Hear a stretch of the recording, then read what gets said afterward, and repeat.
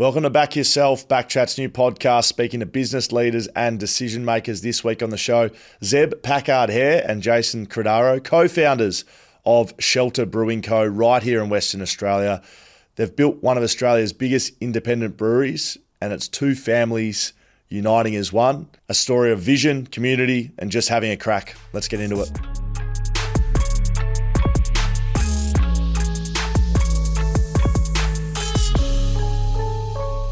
Okay, boys, Back Yourself, BackChat's new business podcast.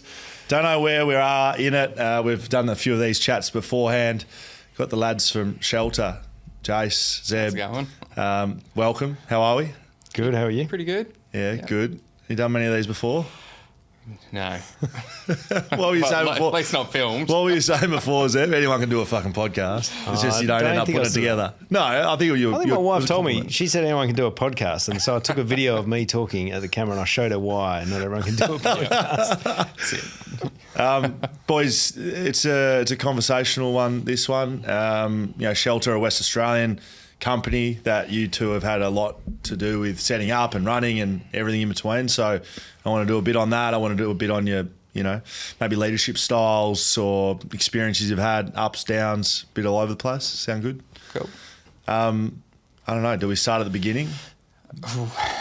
Where's the beginning? Because maybe even further back than the beginning of Shelter. Like, how do you two blokes get together? Well, we got together at Shelter. Yeah. With Shelter, that project. Yeah, when these guys jumped on board, I wasn't even in WA. I was over in Melbourne at the time. So, growing up, though, you're both from Bustleton. Yeah. But you don't know each other. No. No. Our grandparents did some business or work together like a long, long time ago. Yeah, that was a cracker story. But we knew each other a little bit of each other. Yeah. But we kind of met at the project, and a few months in, we found a picture of my granddad standing next to their granddad, leaning on my granddad's bulldozer. Apparently, he cleared their farm for him back in the day. So. I've seen that photo. Yeah. That's still up, right? I'm sure I've seen it. Yeah. So the families, both Bustleton families, but don't effectively, you two don't know each other. Not prior to this, no. We didn't anyway. I feel like we know each other now. Yeah, correct. Well, then how does the conception happen then? We're not talking about that sort of conception, but business conception. Look, I guess the business that is Shelter, or the precursor to that, Blue Mile, began in 2013. I was working at Little Creatures at the time, and the old man come across an opportunity down on the Bustleton foreshore where they were looking for expressions of interest to put something on the foreshore. I think the city were pretty open at the time what it could be, and me being a brewer at Creatures, I think they all decided, let's have a crack. Why don't we put a brewery down on the foreshore? So I think the old man and one of my brothers in particular, Matt, they spent a lot of time pursuing it, and then we managed to actually win the project, and that is the very basic version of it. Here we are at Shelter now. Put that in perspective. That's three to 4 years before we met. Yep. That they quite a while before. Yeah, it was quite a while before. Right. So what the actions of putting it together was happening before? No. So these guys got the site, as Jace said. Fast forward 3 years, I've just got back from a trip around Australia 2018 with the family. And of course, I'm driving into Busso telling my wife I'm going to go work 4-day weeks and take a bit of a step back from the business and chill out a bit. First beer I had with her dad was when he said the brewery on the foreshore's going to fall over because they haven't found a JV partner. And of course, my ears pricked up. And I did know one of the Credaros. I knew Mike, Jason's brother. And I rang him straight away. And I think we met the next morning with the entire family except Jace because he was away. I was in Melbourne. And that was the beginning of it. So, over 3 years post them winning the site down there. So, Jace, you're the head brewer at Shelter, and you were working in beer before this all started. Yes. How do you actually go back before show? How do you get into beer? Like, is it as cliche as I think that you like drinking it, and so you decided to start making it, or? Look, it was a little bit like that, I guess. Kind of grew up in the wine industry, and I started off at uni doing a biological sciences course. I was the worst uni student in the world. Lived on campus, went to the prac classes, didn't go to any theory classes. So about halfway through, I dropped out, went back to the farm, did stuff around the vineyard, but then jumped into a winemaking degree, which I did complete that one, which is good. But during that degree, we actually did this little course in brewing, so down in Margaret River. So proper all grain brewing. So we made a couple of beers each, and I found that I just really enjoyed the process. It was a little bit different to brewing. Winemaking, sorry. So I really enjoyed that. But once I finished my degree, I went up to Hortons in the Swan Valley and worked there, vintage work. So 12-hour days, 6 days a week on night shift. So I think during that period, I was building up some cash, and me and my mate, we decided that we were going to go on a trip to Germany. Well, we were going to go to the UK, but within 3 days of getting there, we jumped on a bus, went to Oktoberfest. And I think having experienced the process before and then coupling that up with the experiences of Oktoberfest, it was amazing. So much beer, and it was more the culture and the vibe of what Oktoberfest was. It was just so social. Everyone was happy. The beers were amazing. I think those two things it just clicked into place for me that this was something I preferred, the process, the culture behind it, the people in it. So when I got back, I started to eventually pursue that. It was about 6 months or so. I was back up at Hortons doing another vintage, and then I was looking around for a brewing course to go into, and they had one at ECU up in Joondalup. So jumped into that. While I was doing that, I managed to get into Billabong Brewing, which was in Mairie. They were a gluten-free brewery and one of the BYO breweries. So those guys recently just sold to Nail. So their facility's still there. So that was the early foray into it. So I was there for a little while, went back home, and then Little Creatures were advertising back when people advertised in the newspaper. I remember seeing that, and I reached out to them, which they'd already filled the position, but I guess because of my background, I was so keen to get in, they found a position for me there in the Pack site, and I've been in ever since. So I was there in Pack for about 9 months, and then at O'Connor, and then eventually transferred into brewing in Fremantle. So if that's what you're doing to get into beer, Zeb, what are you doing at this time? What are you doing? I reckon. What are you doing? Yeah, I reckon around that time. I was in Sydney studying. Yes. At the Australian Institute of Music. Okay. And I'd taken a course in arts and entertainment management, and but I already thought I knew everything, I think, at that point. And so I started a record label.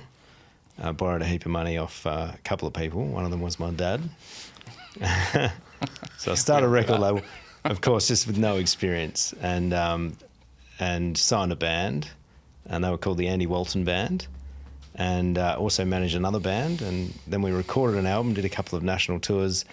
And somewhere shortly after that, I realised I was really flat broke. So I'd smashed through all my funds. I'd also bailed out of the uni course at diploma level instead of heading on to get the bachelor. Perfect.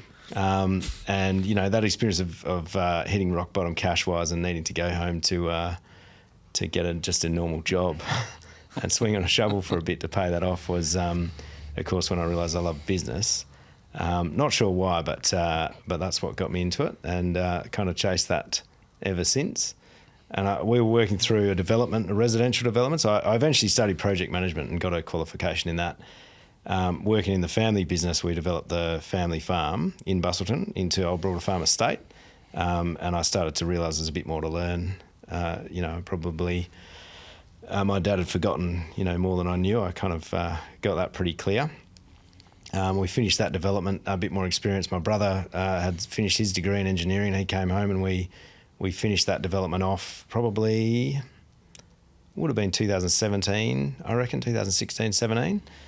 So I spent a large part of my time sort of working in that space. And then we were kind of looking around for something to do, and my wife and I had gone around Australia because my brother had come back to work for us. And yeah, when we got back, that's kind of when we got into Shelter. So I've missed out all the bits where I was just wasting heaps of time in there. But Doing what? I mean, last time I saw you, I think, I've seen you beforehand, but great memory I had was taking Mark Reddings, our good friend, who's scared of flying, up in a 2-seater Cessna that you were flying. So I feel like you squeezed maybe some pilot training in there at some point. Oh, look, yeah, I mean, that was before. So I think I was a pretty rowdy kid back in school, and I think Mum and Dad were pretty concerned that maybe I might pick the wrong vocations. And that was one of their initiatives. So let's get him in an aeroplane and give him something to be interested in that's sort of worthy. And so I actually learned how to fly when I was 15, and got my pilot's license just a couple of weeks before I got my vehicle license. And I don't know why anyone ever trusted me in an aeroplane back then, but they let me fly it by myself. Well, it's just interesting. Like your mum and dad are worried about you getting into the wrong vocation. What are they? I'm not sure if they're with us or not, but like, what do they think now with you're in beer? So if they're worried about you getting into the wrong thing, no, seriously, I think. I think if you ask my mum, I think she'd be, if she gave an honest answer, she does. I think we've got her around, mate. We put an account on for mum and dad so they can go to the brewery and they can eat some food and they can put it on the account. I feel like that's got her around the beer. It's just funny, like, we don't want Seb getting caught up with the wrong crowd. It's like, Mum, I own a brewery. Yeah, and we got caught up with the wrong crowd, right? Yeah. No, I think it's interesting context. Like, you guys are coming from completely different lives, but you're both busso families, and there's kind of like it's a great match, but also it's like how fuck did this happen, basically. Yep. So if we talk about how it happened, so Zeb, you're saying you get involved basically when you guys have acquired the site, yep. Jace. So when I say you guys, is that just your family, you and your brothers? What? Yeah, our family. Yeah. Brothers, sister, mum, dad. So that part of the foreshore before Shelter was there. We're talking about Bustle and Jetty. If you're listening, not from WA, don't know what it is. It hasn't always been. I'm a big Mandurah man. Mandurah, Geelong, where I'm from, same thing. It hasn't always had this great reputation of the best place ever. I think it is now. But like even that foreshore, it wasn't. Highly sought after. Would you say it wasn't like? For what it is, it's on the water, one of the great locations ever. But it's not like it was this pristine, perfect paradise at the time, right? No, I guess Bustleton was kind of that stop off along the way to Dunsborough and Margaret River, whereas it was just kind of that little bit of a locals town only. There on the foreshore, there was originally the Nautical Lady theme park there. The Goose eventually built there. Equinox was there. Obviously, the jetty was there and the two smaller jetties, but it wasn't the holiday destination that it is today. It's completely different back then. Oh, I mean, I remember the foreshore when before the Goose was there. I don't remember before the Equinox was there, but there used to be car park where we are. Before it was the Nautical Lady, which was kind of like a skate park, water park, everything park. Good hangout. I worked there for and I spent a lot of my 17, 18-year-old days hanging out of the car, down at the playground, smoking darts, being rebellious in Busso. So definitely, nothing like what it is now. No, it's very different. So you acquire the space, the property, you put a brewery there. Yep. This is before Zeb. What's there? No. What are you doing? You just got this land in this spot, and what are you doing? You just let's sell beer. Like, what's the plan? Well, that was kind of the plan. I guess the project was very different to what it is now. Like now, Shelter, it is first and foremost, it's a brew pub, hospitality venue with a brewery there to brew the beers for it. Whereas it was always going to be a brew pub, but I guess with our wine background and winery, there was always going to be a little bit of a focus on wine there too. So I guess when Zeb and Ash come along, we took that step back so that way we could all work on the project together as a team instead of them just jumping on for the ride and with the project as it currently was. So I guess what we did then is we just streamlined it a bit and focused on just being a brewery, which was good. Not all roses, though. Never all roses. Oh, no, there was plenty of non. There's a bit, I reckon there's a bit more of that story that's worth, it's worth uncovering because, it just sort of, it tells a story about the fortuitous reasons why we ended up where we are. Yeah. And it wasn't any one thing. It was a whole bunch of stuff. Like originally on the foreshore, there were 2 sites. Yeah. And in front of where Shelter stands now, there's a big grassed area that used to be a site that was also put up for tender. And of course, everybody wanted that site because that was right on the jetty. So everybody went for that site. I believe the Credaros are the only guys that went for the back site because they were like, we're brewery, winery, that's fine. We'll be at the back. Yeah. And Dome won the front side, I believe. And don't quote me on this. I'm not 100% sure who won it, but I'm pretty sure Dome won it. Dome, yeah. They pulled out, and the Credaros were able to negotiate over a couple of year period there with the council that because Dome had pulled out, that site should go back to being public reserve. And then, in fact, we should, make sure that we have a viewing curtilage in front of the brewery so we can always see the jetty. So it went from being the site that nobody went for to being, the site that it is now. Site. Yeah, and when we got there, when Ash and I came into it to come and have a look, it was Ash just... is your brother? Ash is my brother, yeah. We're standing down there on the foreshore and it's just a bunch of wood chips on the ground with a few rocks around it. And we're sort of standing there and we're looking at each other and we're looking at the jetty and we're looking at each other and we're like, how is this a site that, we literally made a phone call and all of a sudden this is a site we're actually talking about getting into. It was pretty magical, you sort of stand there and the jetty's like right there. And now we stand in the brewery and it's still that magical. The other thing to note is that when we called him up, I called Mike up and I said, interested. And he said, we hadn't really thought of, reaching out to sort of local crew. I guess you guys were looking for, maybe a bigger business partner that could, bring some clout and capital. And we said, well, look, we might not be that partner, but we're pretty keen on it. And we had a meeting the next day and it was like the whole family, like I said. And we found out at that meeting there was 2 weeks left to go before the preferred proponent status ran out. So which is what? They'd held the site and they were the preferred proponent, which meant they had the right to move forward with their project on the site. This is the Credaros. And those preferred proponent periods are capped, so that, a person can't take forever to develop the site, right. After which they go back out to EOI and anyone else can have a crack at it. Yep. So we rang and had a meeting 2 weeks out and there just happened to be a council meeting like 5 days after that meeting, which we represented at, and we requested the council extend the period so that we could get into partnership, convince them we were genuine, and it was that close, 2 weeks away. They gave us we asked for a 3-month extension, they gave us a 2-month extension.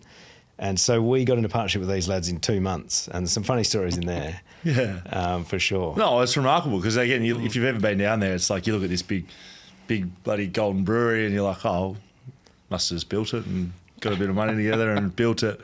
Like the actual in-between stuff is what I'm actually interested in. So from your side, Jason, Credaros, what are you guys thinking with 2 weeks to run? Are you like, what like, if we pretend Zeb isn't here, like what are you guys doing? Are you like, we're fucked here, or what's the go? Well, like, I was seriously? over in Melbourne at that point. I was working for so you're on holiday, Brick Lane Brewing, so brewing in Melbourne. I was on the phone to the old man thinking, look, maybe it's for the best if it didn't work out. Like, obviously, it's a big project, and we don't want to go into something if it's really beyond our capacity and pull the rest of the business down. So look, maybe it's fate. It's not meant to happen. And look, if it lapses, it lapses, and we'll move on to other things. Like the next day, I think it was, I was getting a phone call from one of the brothers about these guys, and it's like, all right, fuck, we're back on here. Yeah. What's the interesting stuff in the middle then that, like, to pull together a business like deal? We didn't know. We knew of each other, but we didn't know each other, right? But we're local families, and like I knew people. They knew. I've been to Maddie's house. I've been to your parents' house for a number of parties. Met each other back in the day through parties. We're still like me and Ash looking at each other and going, the magnitude of this for Ash and myself was. We're like, we can do this project. That's great. Let's borrow all the money we can borrow. Let's put all the money in that we've got. Let's go to mum and dad and borrow all the money they've got. Let's go to the bank and borrow whatever we can and just borrow all the money. It was a big project for us. And so we were like, who are we getting into business with here? Like, we kind of know of them, but we don't know them. And how do you get to know, you look back at that stuff now, 3 years down the track, we know them really well. Yeah. And, we match really well. Like, we've got along really well. We don't agree on everything, but we've got our strengths and it's been really good. But at the beginning trying to figure that out, you look back and it's quite embarrassing, like the kind of stuff that we're going to do a test to make sure you're an all right person, and make sure you can brew a beer. Yeah, I come back on Christmas one time, and when I was working in Melbourne, and they made me do a beer, prove that I could actually brew.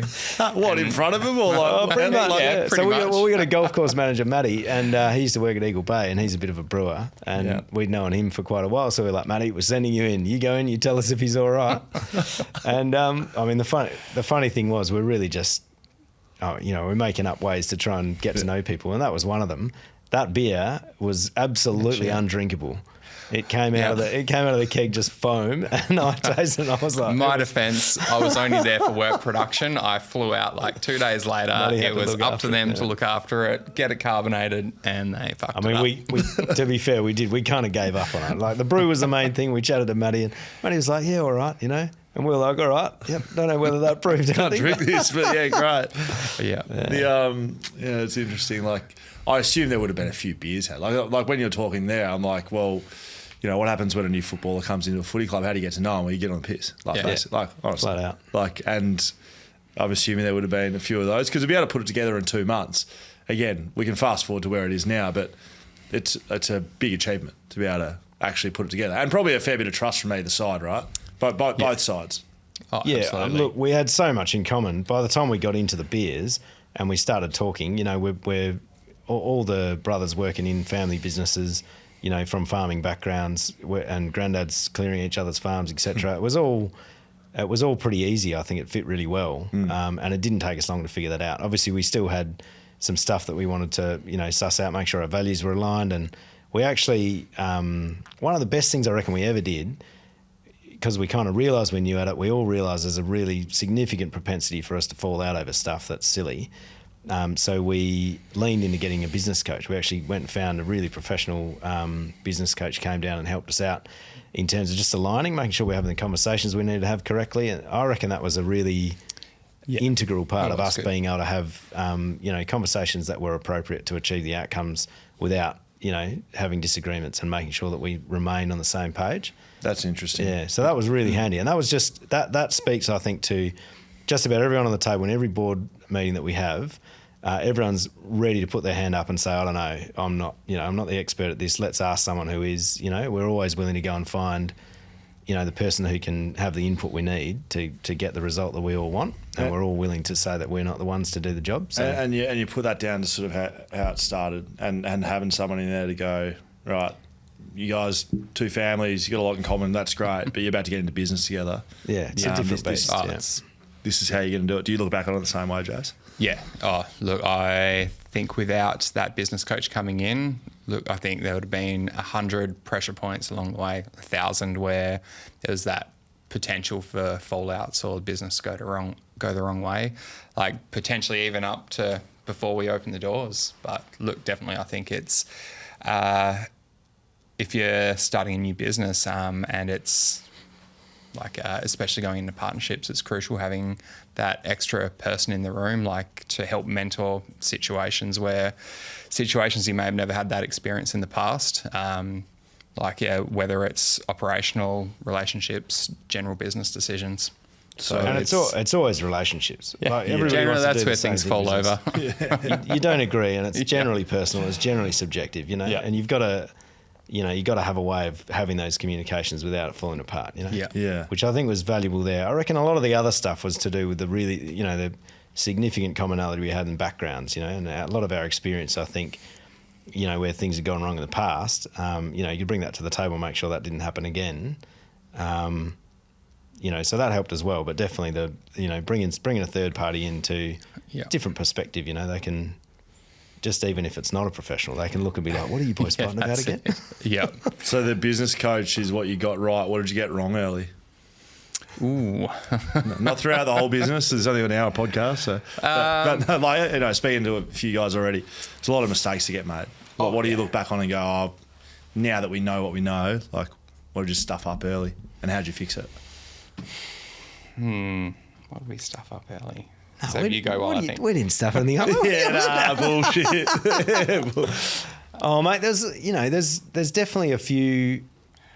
I mean, I think It's hard to look at them as stuff ups, right? Because you know you could have done it better. Yeah. No, you know. You know the result could have been better, but also you would have missed out on whatever it was that you picked up, through the experience that you did it. Yeah. Which is probably why I can't think of anything specific, because generally if there's something that's really wrong, it's been folded into something we've learned that we've been able to implement in an improved manner. That's generally how we look at stuff. So I crashed a lot of machinery.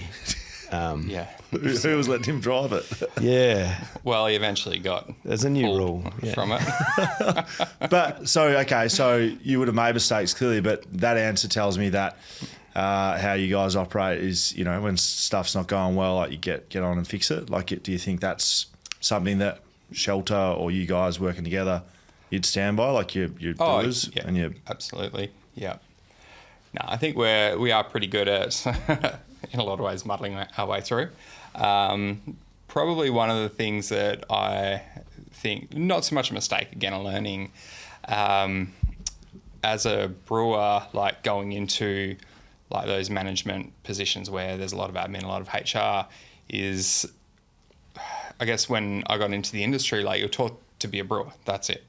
Yeah. Like that development into leadership positions, into management, all of those, it wasn't really there, like, not through any lack of the companies you work for. It just wasn't a focus. Like, we were in there, we were training to be brewers. That's who and what we were. And I think it really, for me, came to light as Shelter got up and running, and you're onboarding people and you're training people, and HR issues come up, or not even HR issues, just challenges that you face on a daily basis that your staff face as well, whether it's in at work or at home, like not knowing how to navigate those situations the best. Like the people management. Yeah, and learning on the job is difficult because you're learning on the job while at the same time trying to help staff or help find your way through situations, whether and even operationally as well. So it was not so much a mistake. It's just that was probably one thing, if I could go back and do things again, is probably learn a little bit more around that management prior to going into something like Shelter, or as soon as you're in it, actually trying to take that time to do it, because we're all on a farm. You're used to trying to muddle your way through and fix things as you go, because there's not always the resource there externally to pull in on. So yeah, pulling nuts and bolts together. But so we always muddled our way through, but if could have done that, got a little bit of prior learning, it would have shortcut a lot of things. Oh, that's good. But again, you look back now and you didn't have the time probably. So it's all good to sit here and be like, that'd be great to go and spend 6 months learning how to do it, but you wouldn't have been able to do what you did in the first place. Nah, that first 6 months to a year was just a blur. Well, what was hard? Was it the amount of work? Was it the type of work? Was it the inexperience? All? Maybe a bit Mate, of it was all. like me and Chris. I mean, we like here's a mistake. Me and Chris Credaro, one of Jace's brothers, are pretty. We like driving machinery and we like moving earth around. And so when we went out to find the builder, and I mean there was nothing standard really about the approach we've got. One of the most eccentric architects in the world. Saying the world, maybe that's blowing too much smoke, but great architect, really great concepts, and we got on board with the idea there, and we had a builder who was equally as amazing. He was a gifted builder, individual operator. He ran that entire build on Notepad on his iPhone. Like, no, I don't know anyone else that could do that. There's no schedule. There was no. I mean, it was joked through the trades that it was the newest renovation anyone had ever been involved with. We would pour concrete and cut it up the next day, put more pipes in that we'd forgotten. That cafe that's on the corner of Shelter, that rocked up like 3 months before we opened or something, like we're just bashing pipes into the concrete. Oh shit, this would be good. And it was good. Like, I think that's what makes, there's a bit of character added to the project from that. But, I think a lot of people would look in and consider quite a lot of those things mistakes. Me and Chris did the earthworks. Like we're grabbing our roller and grabbing our, borrowing my mate's posi track and You blokes, do you have qualifications to do that, or? yeah, we got all the tickets and the white cards, man. We're all Okay, compliant. sorry. It just sounds like the way you're talking. I just flying planes. I'll produce all that for you later. Music things and this and that. It's like, yeah, just got the rollers out, chucked a bit of couple of slabs down. It was legitimately though. That's kind of how it felt. I mean, we kind of digging away and we find, there's a bit of pipe left over from the nautical area. We got to dig a bit further down. Next thing you know, we're in a 6 foot deep hole with a posi track bogged. And we got there though, and we got all the compaction testing was good, and I don't think it's blowing away. So, but definitely a lot of stuff like that, a lot of learnings along the way. I don't think we're into the Little Otto's choc shop now, and that's a massively different process in terms of how we approach the design. The thresholds for when we push the button to say green light, make sure that we're actually ready. We would have been 6 months into the build. I reckon we were Rev 39 on the drawings. And I mean, we'll be lucky if we're Rev 4, Rev 5 through Otto's. Right. So you've learnt? Well, I definitely think the pros. We've surrounded ourselves with people that have stopped us from making those mistakes again. That's it. Yeah, that's good. I like it. What comes first then? Again, externally, no idea how this actually works. You want to make a beer. You want to brew your own beer. Does the beer, is that the first thing that comes, or is it the brand? Is it like you talk about brew pub? Like, is it the location? What spits out first? Or maybe, no, not what's most important, but yeah, how does it actually work? Are you like, all right, here's the beer we're going to sell, and or is it again convoluted and normally, or in relation to Shelter? Both. Yeah. Normally, what would be the plan that would be great to execute? Well, I've actually just changed up the processes because it was a bit loose at times. So it just depends on who's driving the beer. Is it a beer that the brewers are driving, on the sales team are driving, or the marketing team wants to drive, really? So it can come from any direction, really, like when you want to create a beer. So it's... I want to say though, the normal process for creating a brew pub Yes. is two blokes go into a garage with a homebrew kit and they brew the best beer that they've ever tasted, and they get inspired and off they go to create a brew pub, and it's all grown out of the beer. I mean, there's so many stories out there like that. That's how it... So is that what happened here or not? I mean, it's kind of what happened. We had an element of that, but we had an element of just picking up all the pieces and throwing them on the page and then sorting it out later. And, we are probably, I was saying earlier to Jace, we're probably, only just really going into a consolidation phase now where we're going, wow, we've done everything, all at once for the last 3 years. What's sticking, what's working, and let's organise it now. So I would suggest that maybe that's a little bit backwards in terms of how you normally roll it out. Yeah, maybe, but we spoke to the boys from Whippersnapper, who different journey to you guys, but and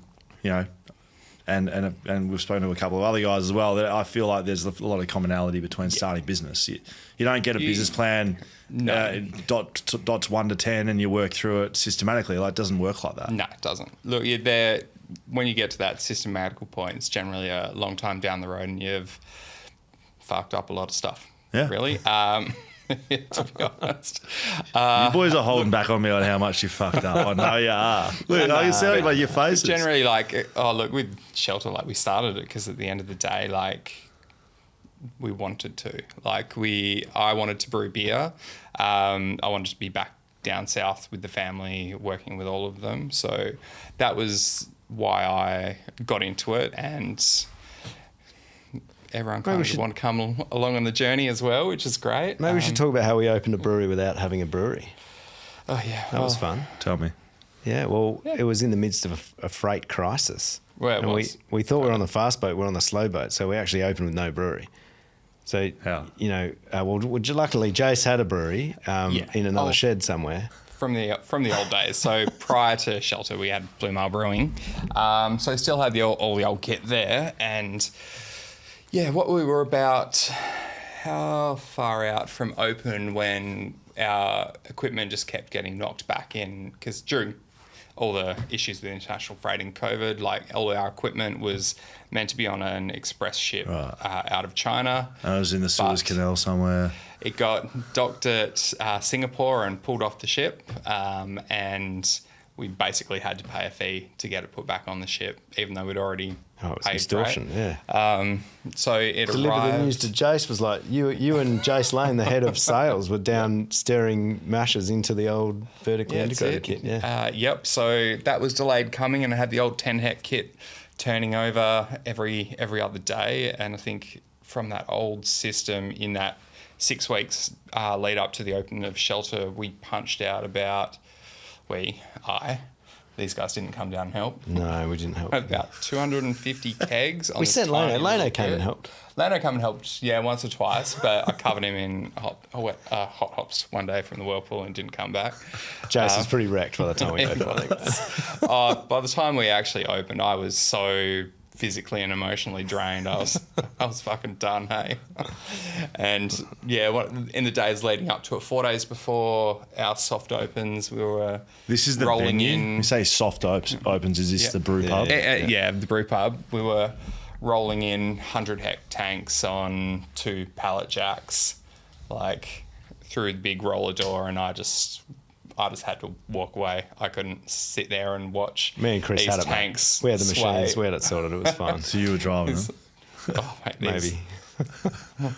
8.5 metre tall chunks of stainless just swaying on. Oh, they're just sway Lo- tanks. It was loaders and never at pallet risk. jacks. We did. Couldn't We handle bit it. off a lot. I mean, we're all the type of people that like to do whatever we can ourselves, and we had the builder we were working with was really open to that, which was great. And so we were on site, like building. We built all the furniture. Chris and I welded up all the frames. Ash machined up all the wood. Some of the wood we milled from logs, on Dad's mill. And we're screwing that onto tables, getting ready for the opening sort of thing. We bought the chairs. Yeah. But yeah, we really bit off a lot of stuff. We installed all the glycol. That's why there were so many That was fun. mistakes. We were doing so much stuff. Isn't there aren't the floors heated, or am I making that up? Oh, hydronically heated floor. Yep. Yeah. So did that happen before the slab got put down, or did you figure that out? Oh, thankfully, yes. Yeah. No, that was because we really wanted to have the brewery open. Like, you go into breweries and some breweries just have a window you can look through. It's like the brewery's in there and the restaurant's in here. And our architect was really massive on the space just being, all one in the same space. And so because of that, you had all the massive doors that slide open and, the brewery's like right there. And I forgot the point that I was trying to get to. When it gets cold. Yeah, when it gets cold. That's right, hydronic heating. Well, we can't air condition a space like that No, either. it's too big. Yeah. So you can't meet whatever the requirements are for that. So, in winter you've not got reverse cycle. We didn't want to have a fire. We thought that was irresponsible. So I'm not sure who came up with the hydronic. That was Paul. That was Paul's thing. Yeah. Is opening day like a big milestone? Like it's a dumb question, but is that something you remember as like, we're legit? Well, And do you remember? so going back to when I was completely fried pull this a bit. after. Pull this a bit closer. Going back to when I was completely fried after turning over this tiny brew system every day for like 6 to 8 weeks. Getting up to open day, like we were having the usual issues pop up with new dispense systems, glycol, just getting stock there. And I was in the middle of a run to go back out and get more kegs. And the mayor at the time come in and decided he wanted a beer. So I missed the first beer poured at my own brewery. They didn't hold him back. So not going to lie, I fucking cracked it. Hey, we I knew dropped the all kegs. about it. Yeah. I went home. So this is a big thing. Like again, I It's know. a massive thing. Like you got a brewer like working their ass off. These guys are just watching me brew. 4 years. Oh, it was like the 4 years, by Sella. This is a combination of the years. most appropriate person to pour the first beer is definitely Jace. Yes. Didn't even wait for me. so who Wasn't there poured to it? watch the first Well, it wasn't pour. me either. I don't know who. He's a poured it. Vortier. Who poured it? Yes, you do. It was probably Paul. I think it might have been. Got to Paul. have been Paul. Yeah. Maley. So I wasn't even there, mate. I was gutted. Yeah. Yep. And what do you mean he was angry? Like he was I angry. went home. Quick funny side story about that. Yeah. Is we rang the mayor and we were like, oh, the beer's on, it's ready to go. Like, have you got a minute? Can you come down? We kind of want you to be the first one to buy a beer. Well, he came down and he got his credit card out for the shot. And he went to tap it, and as soon as the photo was taken, he put his credit card back in his wallet. So first beer was on us.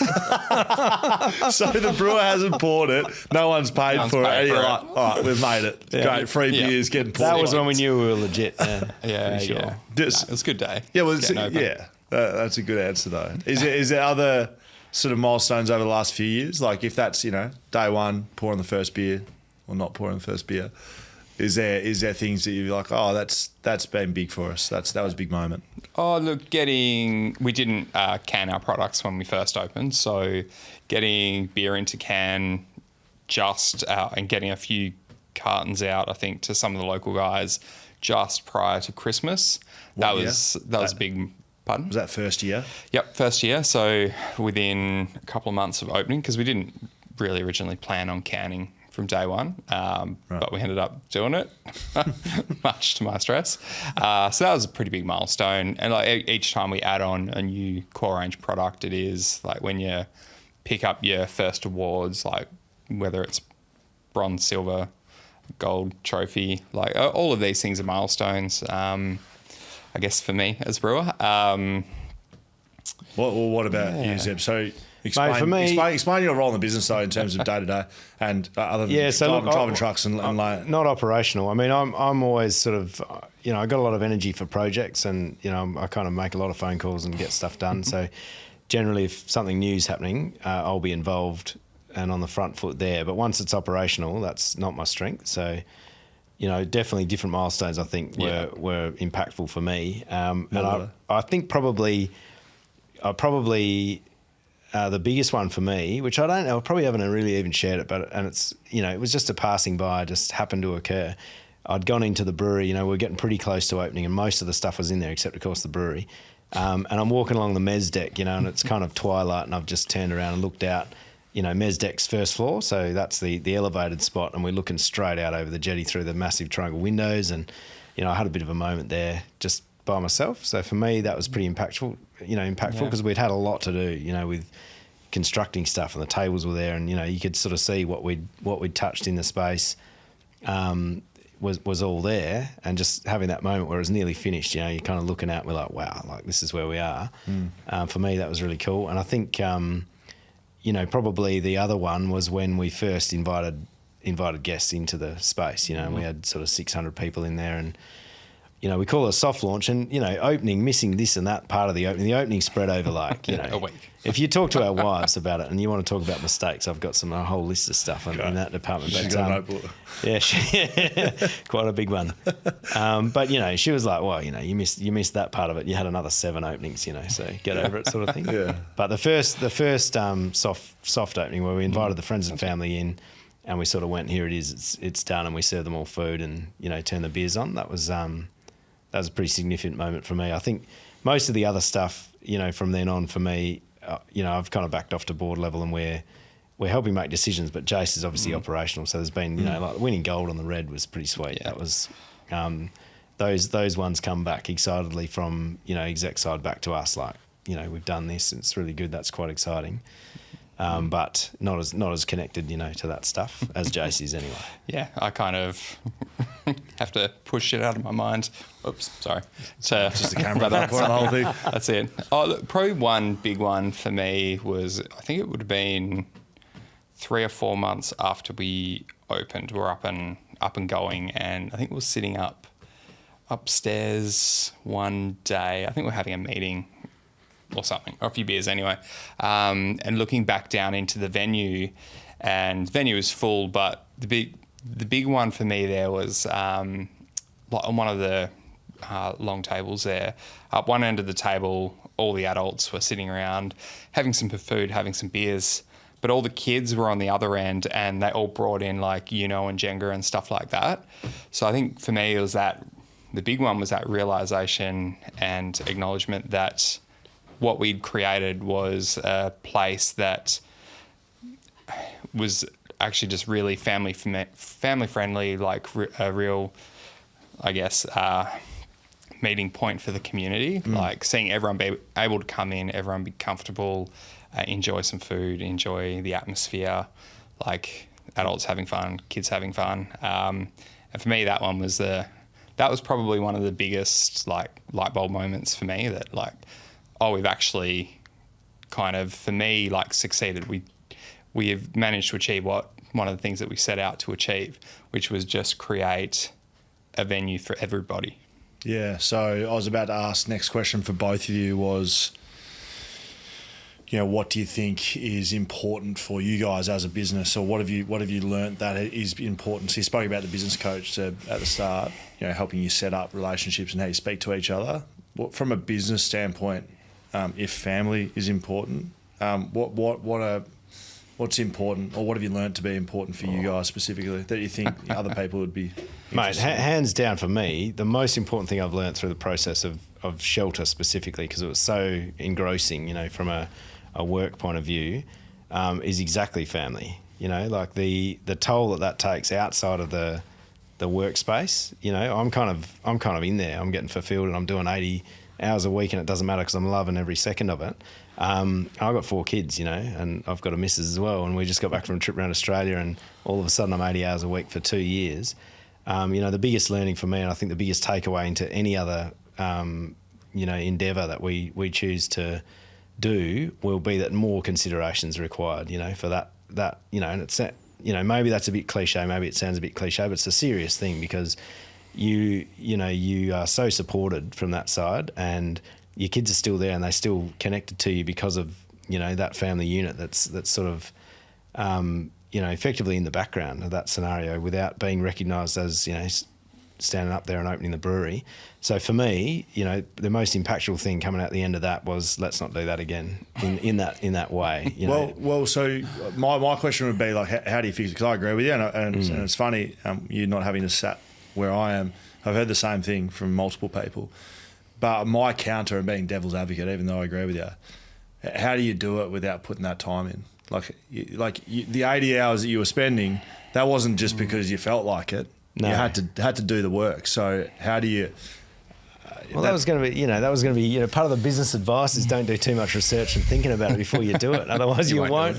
Yeah. I mean, the short answer is you can't. But what you can do is you can bring those, those important support people along for the journey, a bit more, because it's really easy to get engrossed, right, in stuff, especially when you're passionate about it and there's like a big outcome at the end and there's deadlines, and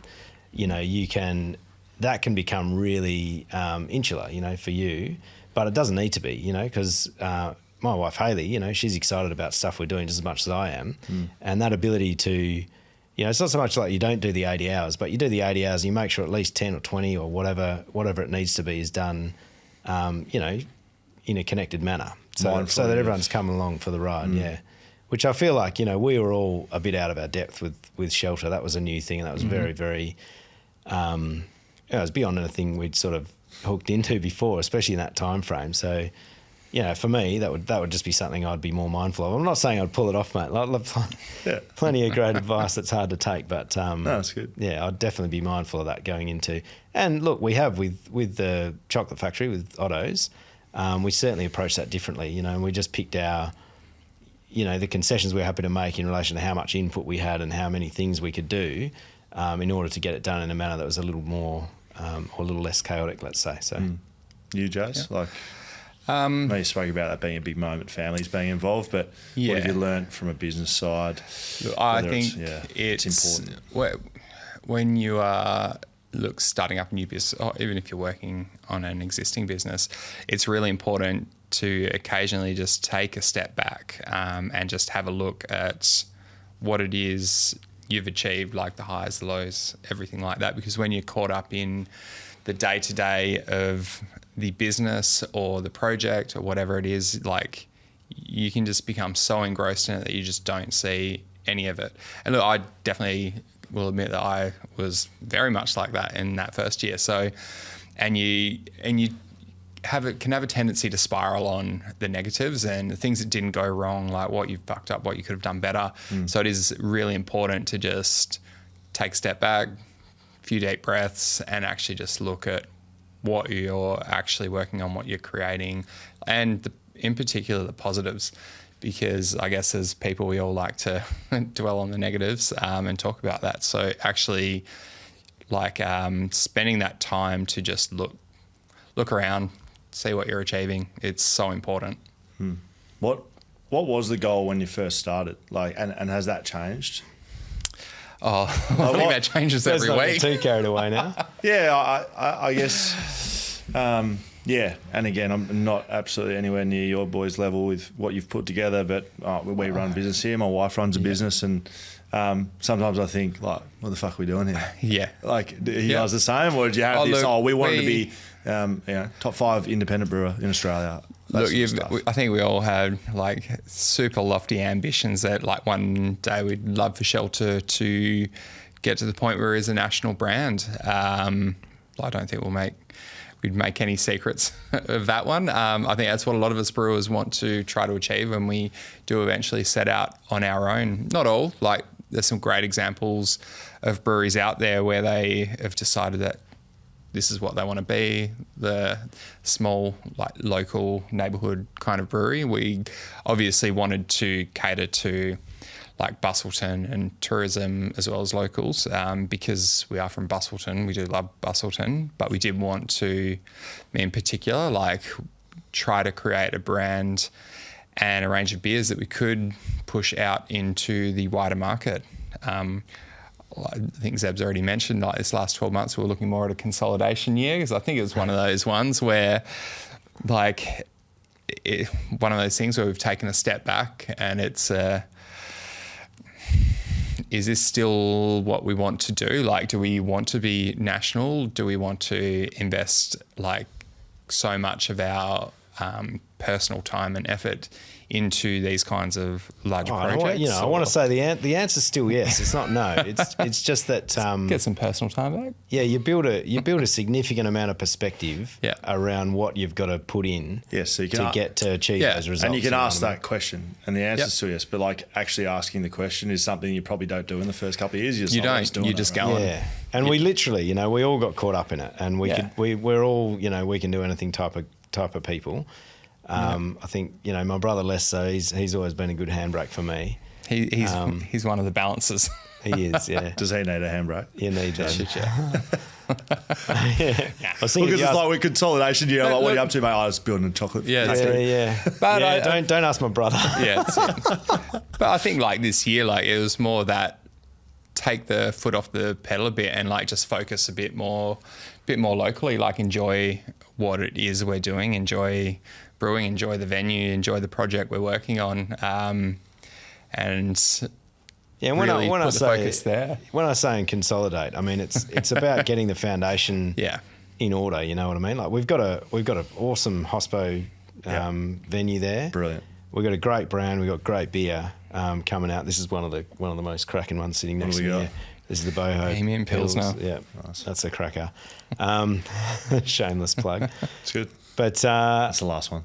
Yeah, you got to, the zooming out and having a look at what you've done, is great. Is great for you, but it's also great to just be like, oh, we got a bit far over here, and we need, we got a bit of ahead of ourselves over there. We really need to just make sure we focus on the, what the core of the business is, and make sure we focus on getting that foundation right.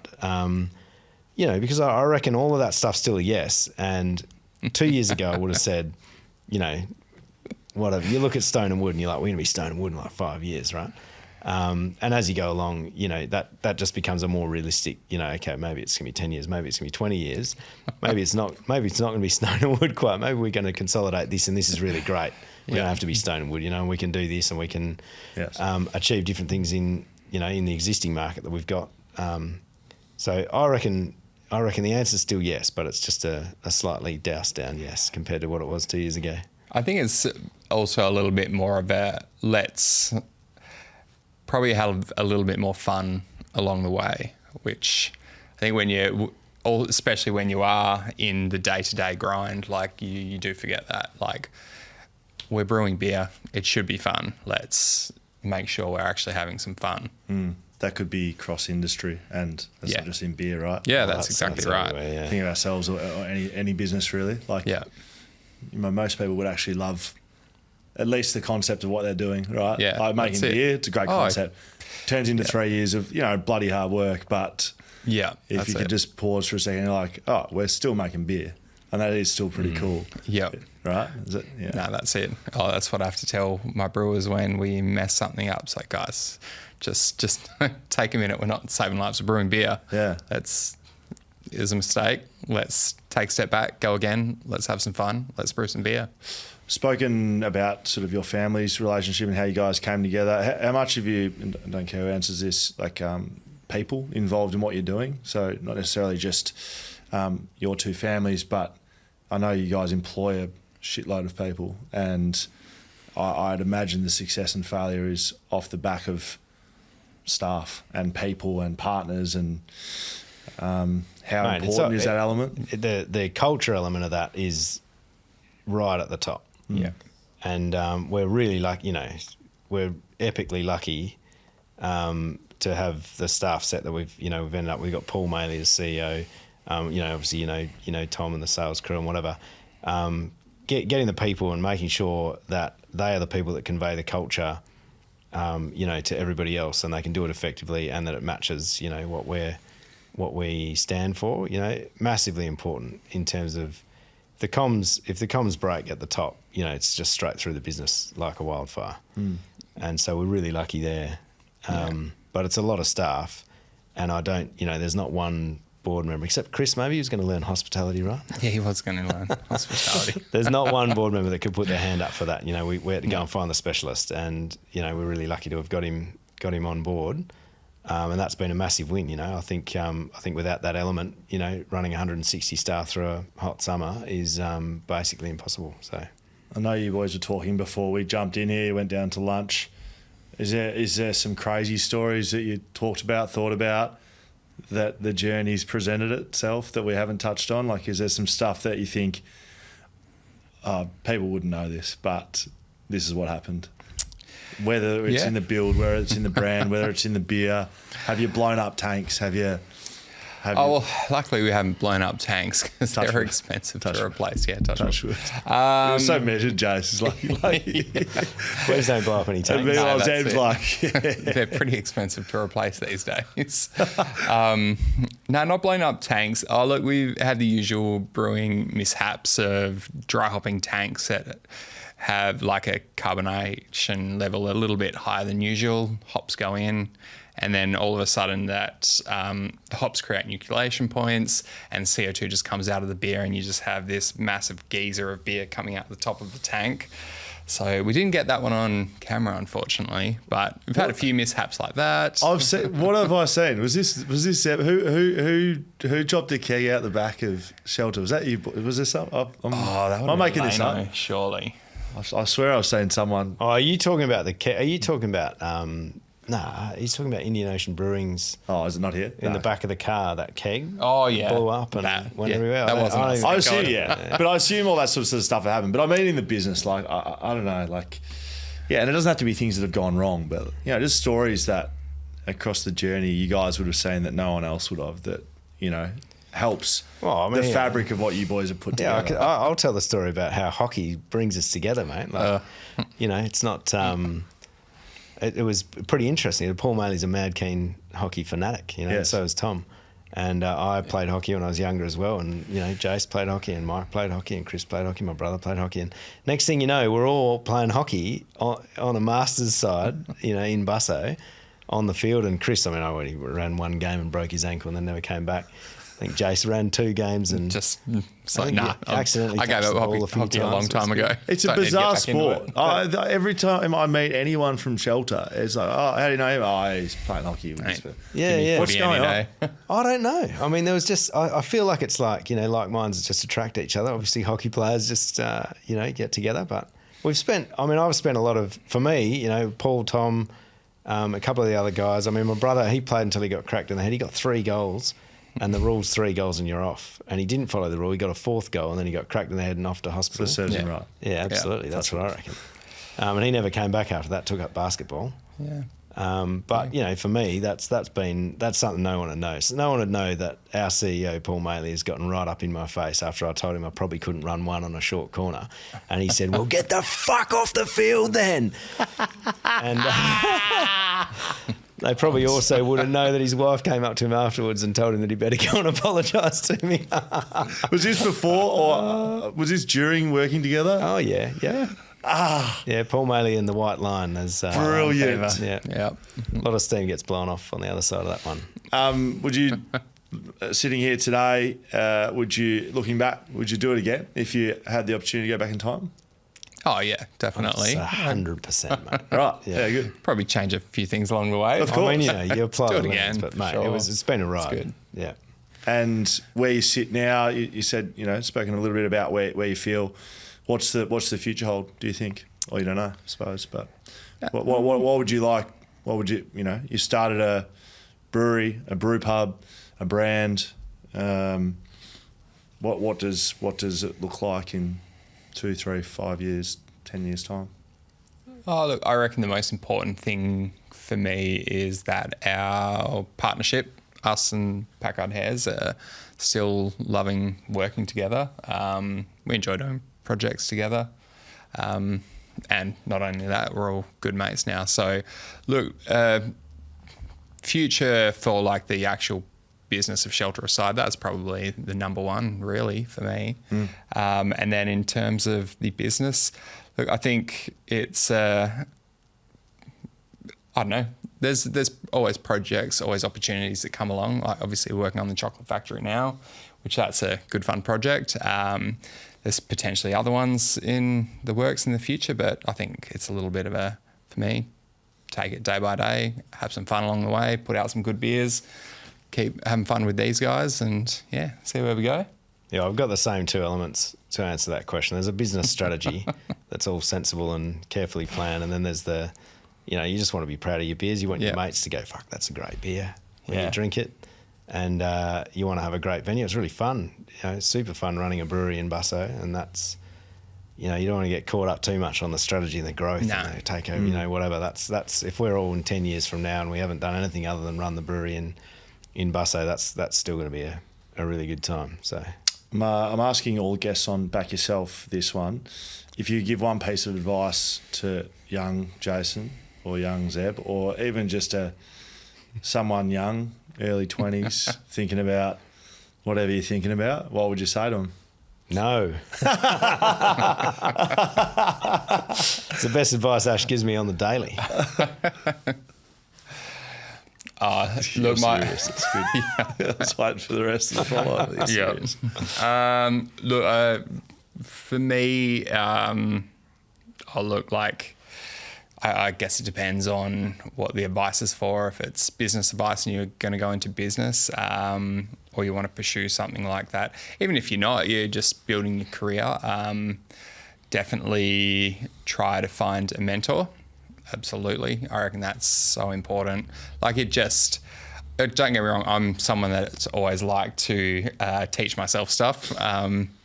I've had a lot of fun, a lot of injuries, teaching myself to kite surf, everything like that. But I think I would have shortcut a lot of things in brewing if I had have actually really gone out and pursued and found a mentor just to help, guide me through quite a lot of the little pitfalls along the way. That, and look, aside from all that and the mentor type of thing, just always trust your gut. I think that's key. I want to come back from I've got more deep advice than no. That's good. And if you don't mind me getting, got good advice. If you don't mind me getting a little bit weird. Good. I think, and my wife will hate me because she hates this saying. I'll pull it out every now and then, but one of the sayings I live my life by is I don't know who said it, but my mum said it to me, and it's all suffering is caused by attachment to things being other than they are, right? So wrap your head around that. Basically what it means is there's the flaw and here's the reality, and you got to accept it. And my advice would be that you've got to be Plato when it comes to that stuff. You'll have, as I did, a romantic, view of what's going to happen, especially brewing. I've brewed like a couple of home brews, and I reckon I know what's going on. We're going to make this magic beer and everyone's going to love it and all the world and whatever, that's not going to happen. And you're going to think of something that's amazing and you're going to put it out there and people are going to be like, no, we don't want it. And that's going to happen over and over and over and over again.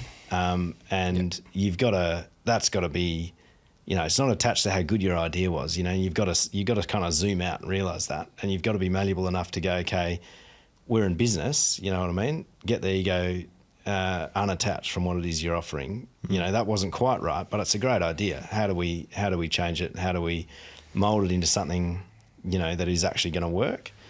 And I think that's what my advice would be. It's just make sure that you're always malleable enough and zoomed out enough to have that perspective.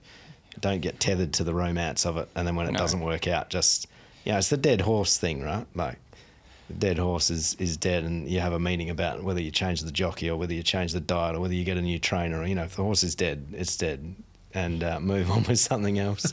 Yeah. That's good. I like that. Oh, yeah, I agree. I think external opinions have been the death of a lot of really good people's careers. So, yeah, having the ability to do that, have that thick skin, like you got to have it. It's good. Boys, anything else you want to add? I've enjoyed this a lot. Have we missed something? Is there something that... We missed locking in that day. We're going to get skied upside down in that plane. No, don't worry. We haven't missed that at all. Rachel's here right now. She's got it in the diary. Anything for me? I'm going to finish off in a sec, but good. I mean, boys, Shelter's been a huge part of what we've been able to build here. So hearing how you boys started, came together, thank you for your time. But more importantly for us, like at BackChat, it's been a pretty cool partnership to watch you guys grow. I think at times we've sort of felt like we're trying to follow in your footsteps a bit and taking over the world, and then you're like, oh fuck, might not take over the world, and whatever it is, it's been cool. So appreciate you sitting down for a chat. If you're in the Busso region and you want to go down for a beer, I can tell you I've been testing their beers for a number of years now, and they're pretty good. Thank you, lads. Hopefully it was fun for you. It was enjoyable for me. Yeah, great, mate. Coming Appreciate for a you having chat. us on. Thanks.